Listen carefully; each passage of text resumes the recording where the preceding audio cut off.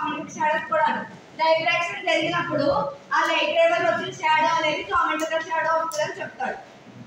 అర్థమైందా diffraction phenomena అంటే ఏంటో? ఎప్పుడైతే లైట్ అనేది ఒక అబ్స్ట్రాక్ట్ నుంచి అబ్స్ట్రాక్ట్ టచ్ అయిందో దాని కార్నర్స్ టచ్ అయినప్పుడు పెండెంట్ ట్రావెల్ చేస్తుంది.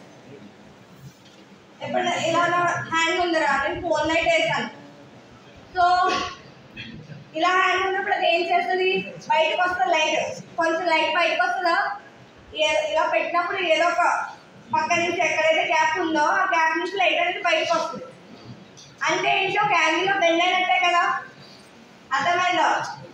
నా హ్యాండ్ అనేది నా లైట్ నేను వేసిన ఫ్లాష్ లైట్కి అబ్స్ట్రాక్ట్లే కదా, అవునా?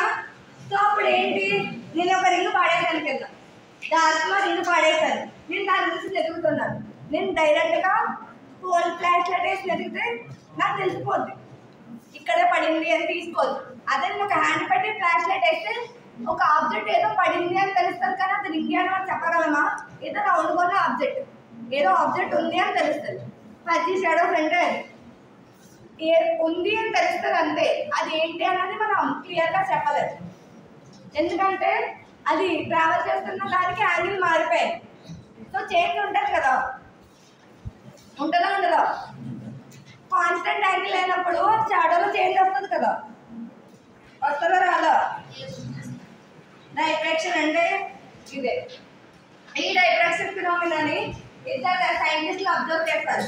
ఫ్రెండ్సెల్ డైఫ్రాక్షన్, ఫ్రాన్హోఫర్ డైఫ్రాక్షన్. 2 మార్క్స్కి చాలా important. Differences between Fresnel and Fraunhofer diffraction అని అడుగుతాడు. వాళ్ళు ఎక్స్పెరిమెంట్ చేసినప్పుడు ఏమవుతుందంటే